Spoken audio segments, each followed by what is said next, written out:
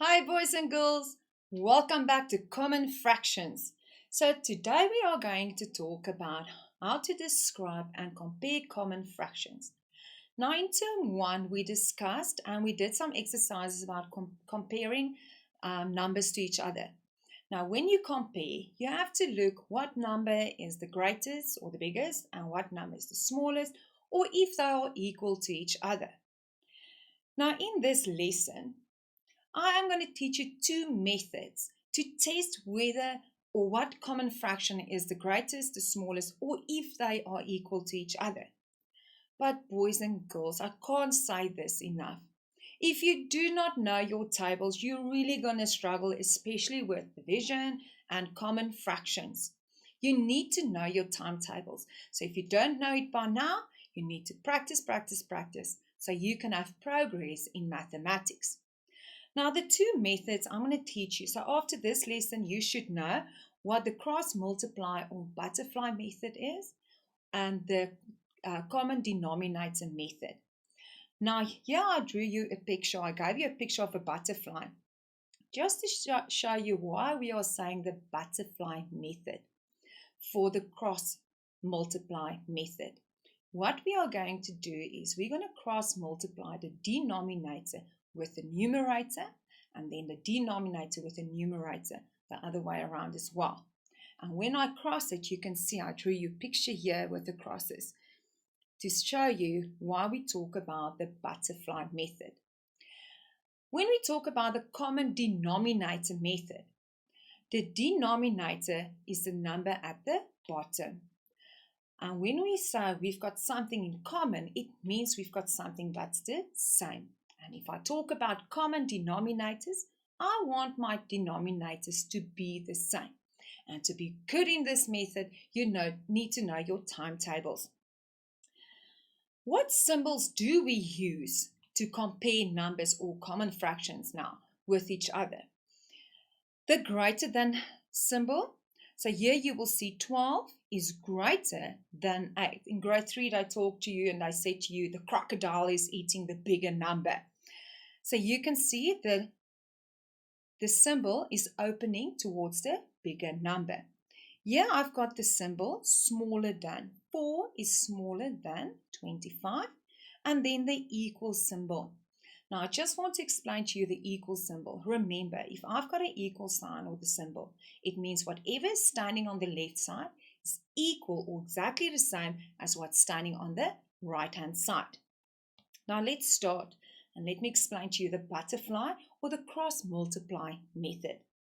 In the beginning, I said to you, you're going to cross multiply your denominator opposite. So I'm going to go across the numerator. And now at the top, I'm going to write the answer.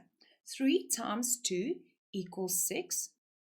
And then 7 times 2 equals 14. So what number is the biggest or the greatest? 14. So then I'm going to use the greater than symbol. So 2/3 are greater than 2/7. Let's try it again. Here, 10 times 2 equals to 20. And 5 times 4 equals to 20. So now I'm going to use the equal sign. 4 tenths are equal to 2/5. Let's look at the common denominator. Now the common denominator, I want the same denominator. In term 1, we talked about multiples. So I need a multiple where 5, the denominator 5, and the denominator 2 can divide into. 2 can't divide into 5 and 5 can't divide into 2. So now I need to look for a multiply that both of them can divide into. The easiest way is just to go and say 5 times 2. Multiply these two with each other. But what I do at the bottom, I do at the top. It's like a little rhyme you can teach yourself. So I'm going to say 5 times 2 because 5 times 2 will give me 10. And 2 times 5 will give me 10. So then they have a common denominator, which will be 10. So 5 times 2 equals to 10. And what I do at the bottom, I do at the top. 3 times 2 equals to 6. Now I'm going to go 2 times 5 equals to 10. And what I do at the bottom, I do at the top. 1 times 5 equals to 5. Now, the denominator is the same, so it means all the pieces will be the same size. 10 pieces of cake, 10 pieces of cake. But now I've got 6 parts of the cake on this side, and I've got 5 parts of the cake on this side. So which one will be the greatest or the smallest, or will they be equal to each other?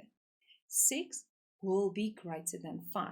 So 6 tenths will be greater than 5 tenths. The next one, 6 denominator and 12 denominator. But now I know my timetables, and I know 6 can divide into 12. So I can leave the denominator 12, but I have to change my 6 to a 12. So 6 times 2 equals to 12. And what I do at the bottom, I do at the top. That will be times 2. So now I get 4 times 2 equals to 8.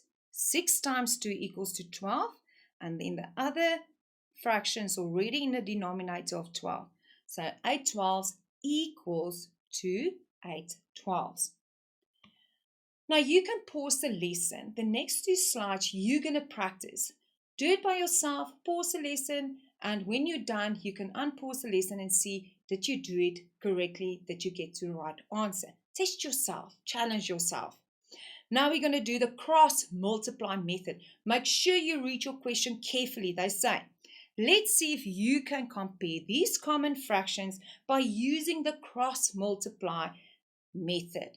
So 11 times 10 will give me 110. And 9 times 12 will give me 108. So 110 is bigger or greater than 108. So this will be my symbol. So 9 11s smaller than 9 or 10 12s. The next one. 7 times 4 equals to 28. And 5 times 6 equals to 30. So 6 sevens will be greater than 4 fifths. Now they're asking, see if you can compare these common fractions by using the common denominator method. Now, common denominator, I want the same denominator. And I know my timetables. 3 can divide into 6 2 times. So I'm going to say 3 times 2 and 1 times 2. What I do at the bottom, I do at the top. So this will be 2, 6, and this will be 2, 6. And this means they are equal to each other. Yeah, I've got denominators. 5 can't divide into 7 and 7 can't divide into 5. So now I need to get a multiple where they can both divide into. For me, it's the easiest just to go and say 7 times 5 to get 7 and multiply 5 with 7. Then I will definitely have the same denominator because 7 times 5 is equal to 35 and 5 times 7 is equal to 35. So let's start. 7 times 5, what I do at the bottom, I do at the top. And here I'm going to write it so long, times 7 and times 7. So 6 times 5 equals to 30 and 7 times 5 equals to 35. And on this side, 4 times 7 equals to 28 and 5 times 7 equals to 35. And the left side will be greater than the right side. So boys and girls, yeah, I gave you a diagram to go and compare.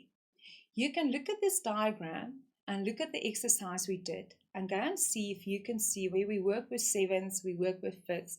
If you can see on the diagram what are equal, if they are smaller or bigger, and test our methods that we used just now.